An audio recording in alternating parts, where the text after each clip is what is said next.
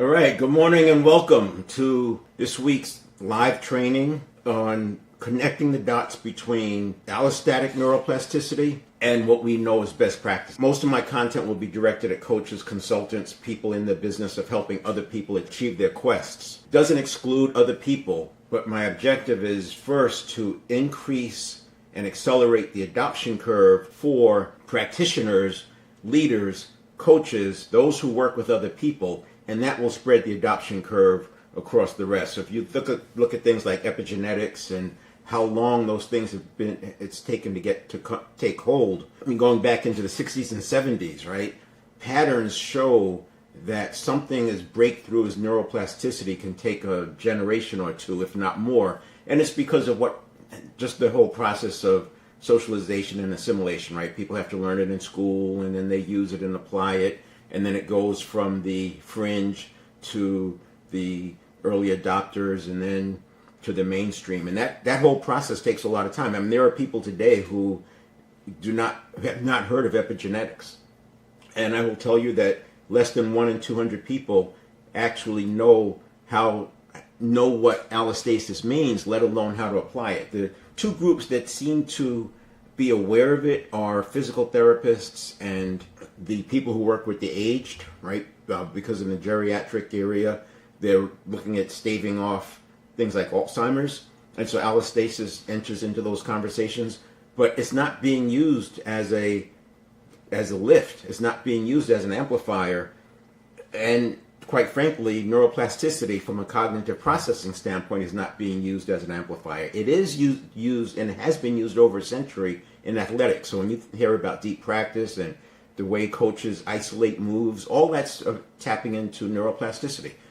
The aha in the last 50 years through brain scanning and imaging, it was found that neuroplasticity actually applies to cognitive processing as well. It's not the same, but for the conversations we're in, talking about human performance, it's 100% the same. We're not getting into the nitty-gritty of the parts of the brain and how it loops and that. We're talking about the 30,000 or so stimulus, reaction, response cycles humans have every day.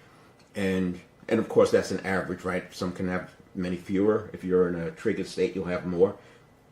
But then taking a percentage of those, you don't even need half, a percentage of those stimulus, reaction, response cycles, changing them so that they're aligned with your quest. That's what we're talking about. And just by doing that alone, you're going to have improvement. So that's the purpose of these trainings that I do weekly in the Dynamic of Neuroplasticity group. And there's one on Facebook, one on LinkedIn.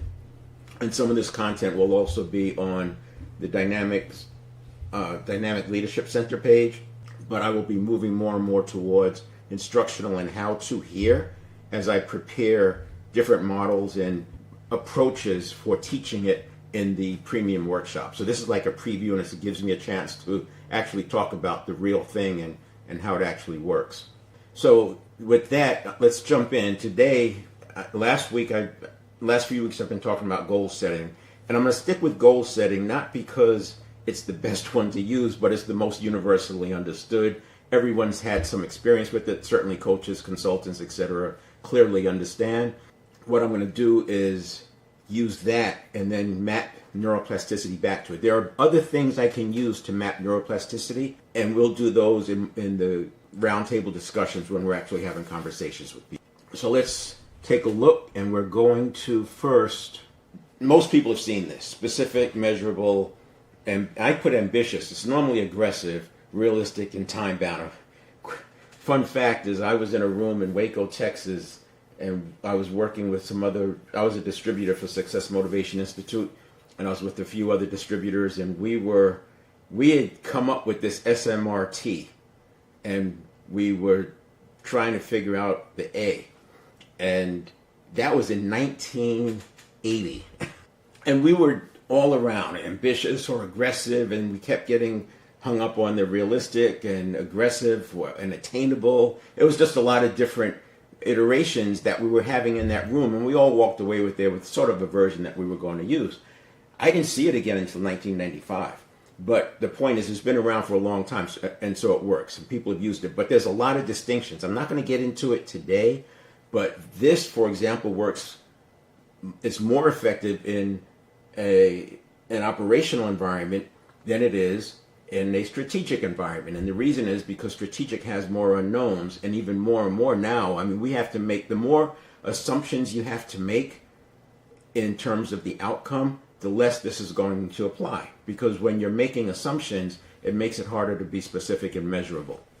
And the reason I'm using ambitious instead of aggressive is specifically for the conversation around mapping it to neuroplasticity. Normally I would use aggressive and realistic. Sometimes I use relevant, but I think specific, measurable, aggressive, realistic, time-bound is pretty universal.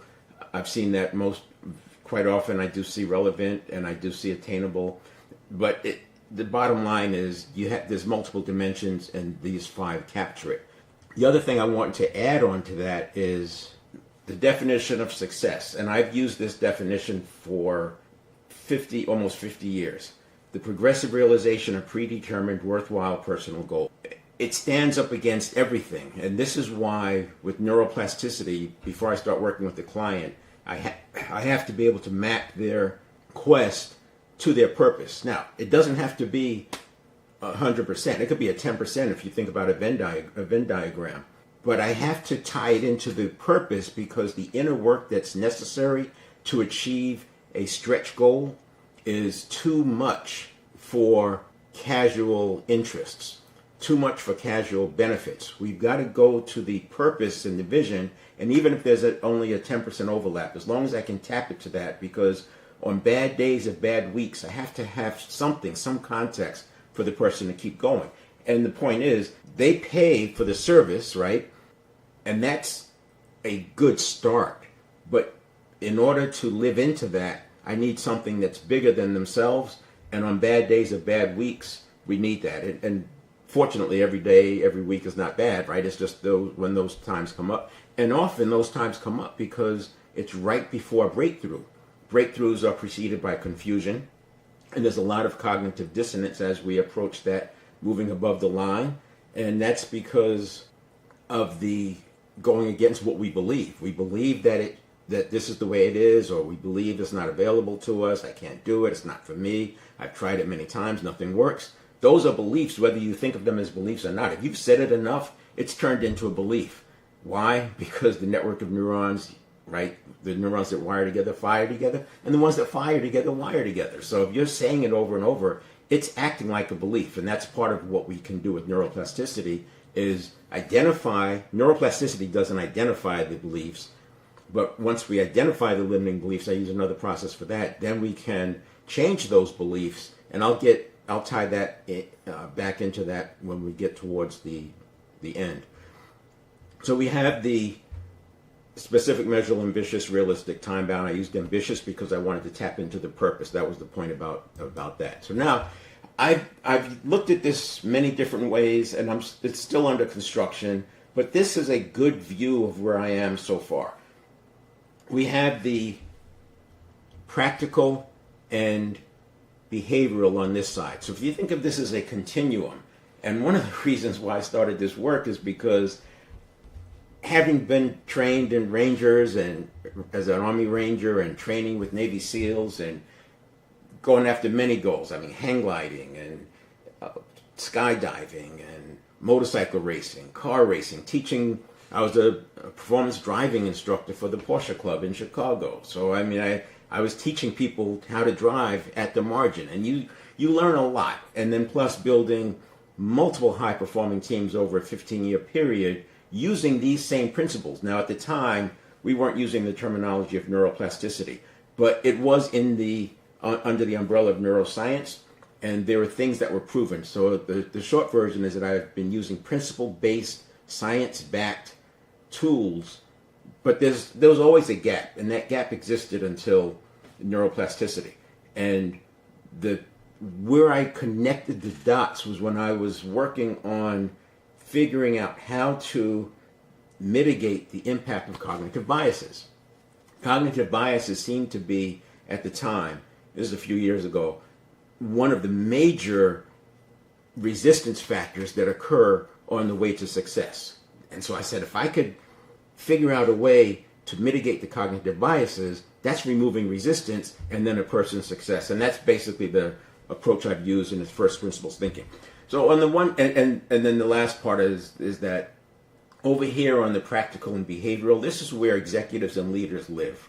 You don't bring in metaphysical stuff into the C-suite. You're not going to talk to the board about, yeah, we're going to do this, this, and this, and then we're going to hope real hard. I'm being facetious, but using manifestation language is how we're going to get it. It's not going to float, because investors know that they need more practical and they need things that actually work. So that back to the first principles thinking. And what I've done is remove the assumptions that have to occur in order to use quantum or metaphysical. I wanted it to be as pure over here. A equals this, B equals that, C equals the other. And I wanted it to be that clean. And I'm pretty close to closing that whole range. So on this side we have hard and smart work. Over this side, and I'm using law of attraction as a placeholder. Call it law of attraction adjacent, whether it's manifestation, energetics, vibration, abundance, gratitude. There's a lot of things that go into law of attraction, but it's not all law of attraction. And keep in mind, while law of attraction got a really big boost in the 80s, it's been around since the 1890s. And there was a big resurgence. But back in the late 1800s, from 1850 to about 1940 or so, the New Thought era, there was a ton of, you have books like Science of Getting Rich by Wallace Wattles, The Game of Life by Shin, you've got William James, called the father of psychology. So all of that was happening during this time, and it was expanded because the printing press was just was able to crank out all of this content, and so philosophers from around the world were getting to see other people's work, and it just exploded. Now, there are a lot of beliefs that we use today that came from that period. So on the left side, and I don't think anyone would disagree with this, we have the strategy, leverage, process, systematic or systemic, physical, design, right? Design, build, implement, test, follow up, all of that. So on this side, and it resonates, people get it. You start talking about these things, and you're going to lose a C-suite audience. Right? Abundance thinking, visualization, affirmations, letting go, detachment theory, energy alignment, vibration. That's not going to fly when you're talking to executives. Whether they believe it or not, whether they use it or not, and that was me. I was using it, but I didn't talk about it because people get the eye roll. But I was using and testing it, and that's how I built the high performing teams. I was in sales and sales operations during that period, and so I had a great testing ground because I could see inputs and outputs. I can test. I was able to test it, and that's why I guess I developed the confidence that I know that these things work. Very much aligned with Good to Great by Jim Collins, Great by Choice, Jim Collins, Liz Weissman, Multipliers, Stephen Covey, 7 Habits of Highly Effective People. All those are aligned, and I bring them up because each one of those books are written by researchers. They were written by people who did thousands of interviews and compiled it all. And that's why I use those books when I'm working with leaders, because it cuts out all the noise that people bring up. I'll get into it more, but the purpose of Dynamic Leadership Center is to do exactly this, is to bring us down from all these possibilities that require assumptions and styles and all that to what actually works consistently on a bad day of a bad week, as well as great days and great weeks. And we have here's the slide together. And so on the bottom, we've got the continuum, practical and behavioral versus the quantum and the metaphysical. And you can fill these words, and I don't want to get into a debate or discussion about is it this word or that word. The point is, we know we have these two continuums, and on one side it's more practical, and on the other side it moves towards mystical. Now I could go even further over. And by the way, I don't talk much about the spiritual realm because I want to keep it with agency. And as soon as you start introducing the spiritual realm, you now have more assumptions. So yes, I get that, and that's over there, and I believe in it, and it's at play, but it's not in this conversation, because in this conversation, I want something that's science-based and can be proven. Not that the other can't be proven. I think hopefully you get my point, that you're still making assumptions. So things like miracles and divine intervention, that's definitely in play, and I've seen it work. But there's some factors around. I'd love to talk about that in another time, but this, for now, we're going to stay here. So when I change that continuum from this to this, so this is what it looks like today, law of attraction over here, I swap out that side. I collapse all of this part of the continuum that looks like law of attraction type content, and I collapse it, and I can explain it. And that's what one of the things I want to do with this group is to have real conversations and unpack some of this, because everyone has best practices, everyone has their go-to, the things that work. I believe, and it's worked so far for 5 years, I believe I can explain every best practice through the lens of neuroplasticity and epigenetics. Epigenetics, essentially, if you think about having 20,000 different genes, and each of those genes have switches for expression on and off, and so when you look at the permutations, it's massive, but because a lot of it is habitual, we just keep doing the same thing over and over. But when you look at things like spontaneous remission and these healings that can't be explained, a lot of this you can track it back to epigenetics. Epigenetics does have some similarities to neuroplasticity, and it makes sense because it's all coming from the nervous system. But again, for our conversation, we don't really need to get into epigenetics, but I just bring that up because I sometimes will have to rely on that to explain some of these best practices. And the other area that helps is I introduce mirror neurons, which is part of the network of neurons, so it comes under that neuroplasticity, but there's less research done on the network of neurons, but it is how we have empathy with other people, so it does come into play.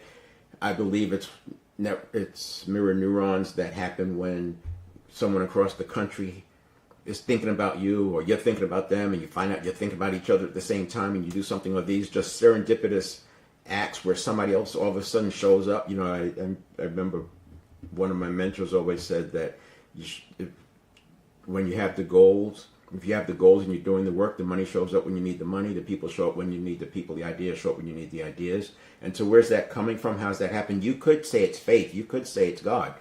And I'm not saying it's not. But I'm also saying that mirror neurons can play a role, and they've done enough testing where you can see that connection. On this side, when I talk about allostatic neuroplasticity, there's two parts of it. One is the behavioral, reactive, and identity habits that have to change. When you have a goal, it's something different. It's a breakthrough. And I'm not talking about incremental goals. That's the other thing. If I'm going to work with somebody, we're working on massive goals. I take their goal that they think they should be working on, and we have a 3 to 10x conversation about it, because what I want to do is make sure that the jump is big enough to scare them, because that's where the neuroplasticity comes into play, to get rid of the reactivity, to get rid of some of the identity weaknesses that are there. Incremental goals, I don't have to make these changes. Stretch goals, I do have to make these changes. We talked about that last week. And transformational goals, definitely. This is why transformations don't work, because people don't work on the behavioral, reactive, and identity goals. They do use hacks, but hacks don't work. They're not sustainable because the homeostasis, remember, 100 billion neurons, trillions of connections. There's so many associations that the homeostasis is always going to win when it comes to hacks. It's just going to overpower the hack. The hack gets absorbed, and then it doesn't work anymore. I believe that's what's at play with supplements. If you look at how gene expression works and how it's all trying to keep stabilized, and you consider that everything we eat, it goes into this tube, and it stays in that tube until it goes out, right? And then the system pulls the nutrients from that tube. And the nutrients, this is how you can eat different things and still not change because it's pulling the nutrients that are needed. So there's a lot of HRV and coherence that we can get into conversation, but again, it's beyond the scope of here. But having an awareness of what's going on helps you understand some of the limitations, the resistance factors, the empowerment catalysts that do exist. So these are the behavioral, reactive, and identity habits. You have to do the inner work. If you don't do the inner work, you're going to do what was always done and you're going to fall back to where you were. This is why major transformations and reinventions in organizations fail. It's not because they're impossible, it's because they're hard, and they're not hard because it's like hard work lifting things. It's hard work because the inner work has to happen. And an organization is made up of people, and those people all have habits, they have comfort zones, etc. That inner work has to occur. It's fractal. It has to occur at the micro level and it has to occur at the macro level. And because we're always conditioning our environment and responding to the conditioning of our environment, you can see how that comes into play. So that's by working over here and bringing this into the conversation where we talked about the optimal pressure. This is called the inverted U. If you don't have enough, this is why the goals have to be ambitious. You get disengagement, lack motivation, low effort. If the goals are too much, they're not realistic, you end up over here and you're heading to collapse, the struggling to process, cognitive narrowing, the stress, and things don't work. And once you narrow down, you have less access to your best thinking, which gets into the knowing doing gap. So we want to manage this so that we're in the optimal pressure zone up here, peak effectiveness, Goldilocks zone, flow state, however you want to call it. It's not too much and not too little. And you can manage this yourself, and certainly for leaders, we want leaders to manage this. And the way you manage it is not with corrective action. You manage it, that's why I call it dynamic leadership, by picking up the cues. You'll see it when it starts getting here, and you can still pull it back. And this is where we talk in dynamic leadership. This is what I'm doing. I'm helping the leader use the cues that are coming in. Think of it like thin slicing. Think of it like sensory acuity, so that they are able to keep the team here, but also the leader has to be able to keep themselves here. They have to be able to stay in this area as well. So not only using sensory acuity to watch the people who we're interacting with, we're using interoception to manage ourselves as well. So think of it like sensory acuity, applying it to ourselves. So we're picking up those sensations at the very earliest point, because before you have a response and a reaction, there's something that you feel. And that feeling is connected to associations, neurons that fire together, wire together. That feeling triggers a meaning, and that's a path of least resistance because it's a well-myelinated habit. That path of least resistance then fires the next set. And this is happening all inside that first half second. It fires the next set, and the next set, and the next set, and next thing you know, you're spiraling or on the way to a spiral. And the way to deal with that is very, very early on. And that's when I talk about the high impact, low effort in the network of neurons side, and the high effort, low impact on the conscious mind side. Once it gets passed from the network of neurons side over to the conscious awareness, the effort goes up, because we're talking about 11 million bits per second processing speed over here versus 50 bits per second processing speed over here. So the leverage is massive, 200,000 times faster, and potentially more content being processed over here. So the meaning is set. All that happens very early on. This is where cognitive biases happen. This is where meaning gets assigned. This is where it looks at the path of least resistance. And then it forms a reaction.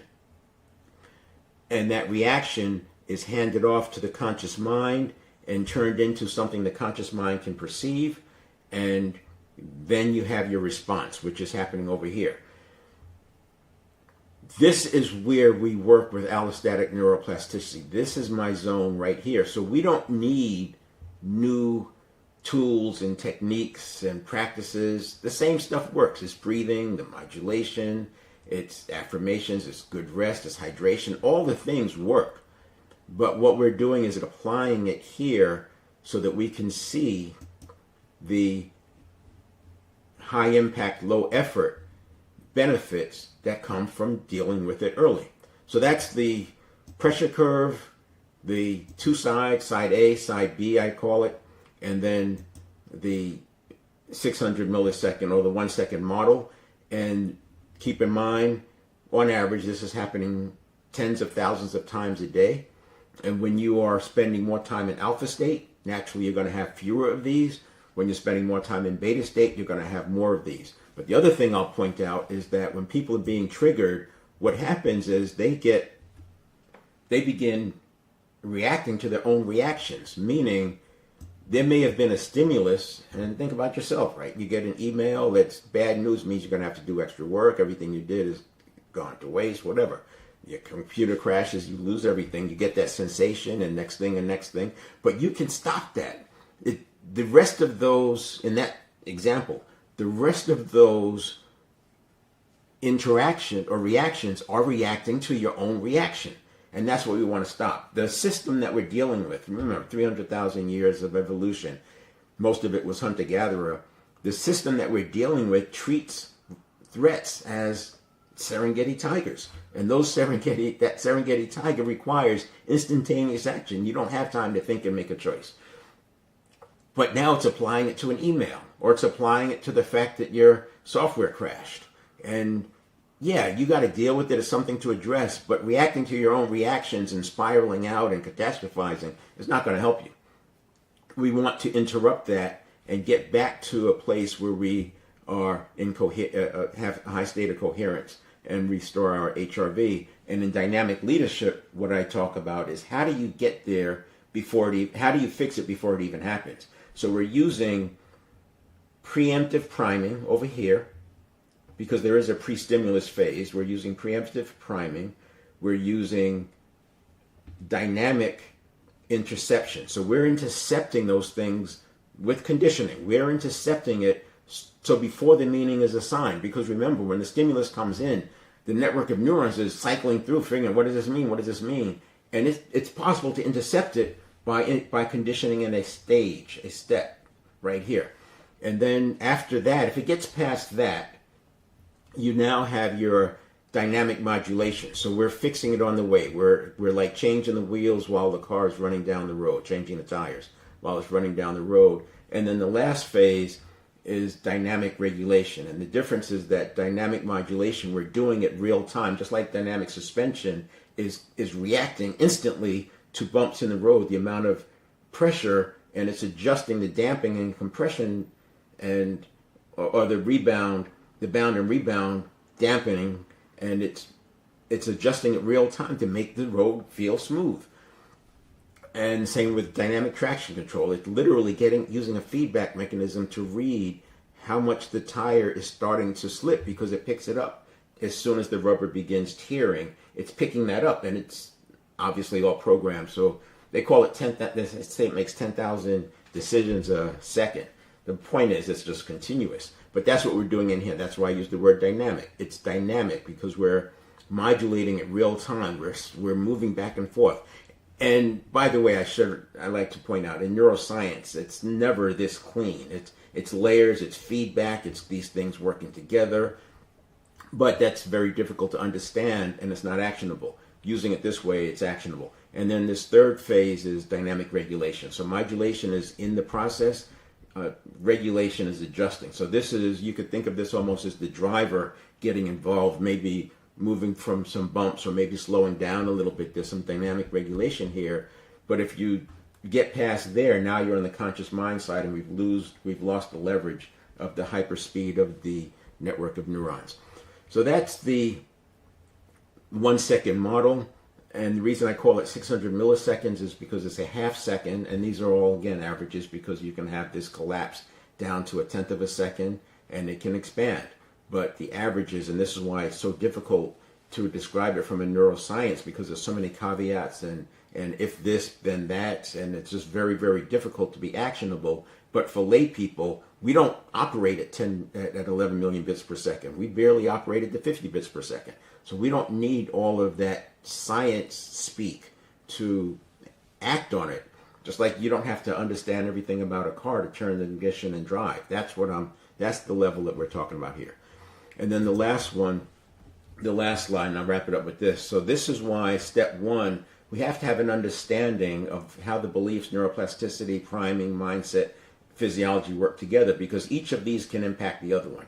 Every one impacts the other, and when you get it working right, you get the allostatic capacity. The reason I do the circle is because we have to do laps. So when I first start working with somebody, first thing I have to do is remove the resistance factors that are based on reactivity, because that is just like if you're trying to talk to a person who has a phobia and talking to them about the object of the phobia, snakes, it triggers them into a phobia. So we first have to break those linkages, and we do that with the process. But once you get it working, now you have the allostatic capacity. And remember, allostatic or allostasis is the stability of an upward trajectory, whereas homeostasis is stability of a status quo trajectory. And then from there we go into the state coherence, and this is where I talk about the HRV. So in that other slide, I said HRV because HRV, heart rate variability, it's not whether or not your heart is beating fast or slow. It's the gaps in between the heartbeat. So this is not going to be said scientifically, but if you consider that a person who's stressed out, their heart is beating as fast as it can beat, so there's no variability. Every space between the beat is the same. And if you're in a meditative state and real relaxed, you have the capacity for those gaps between the beats to flex, and that's where you get the variability. So the more heart rate variability you have, and it's not exact science, but the higher your coherence. And we know from studies that low heart rate variability correlates with low willpower. And if you have higher heart rate variability, you have more willpower. And that's why it's connected. And heart rate variability is a good way to measure it. We have watches now that will tell you your heart rate variability, so you can look at that. But what we want to do here is have high coherence, and I get this from Dan Siegel, the low chaos and low rigidity. The more coherence shrinks, the more chaos and the more rigidity you can have. The more coherence expands, the less of those two you have. And then here's what I was describing before with the 1 second model and the readiness. This is where the cognitive biases come into play, the path of least resistance. If a person's having a phobia response, that gets triggered here, and then it just bam, bam, bam, bam, bam, right? Because it's reacting to reacting to reacting. You never get to the side because it's such life and death. It becomes such a life and death moment that the reaction is just going crazy, which is why a person who's triggered becomes irrational. They're no longer talking to you. They're no longer talking about what's going on externally. They're now reacting to their own reactions.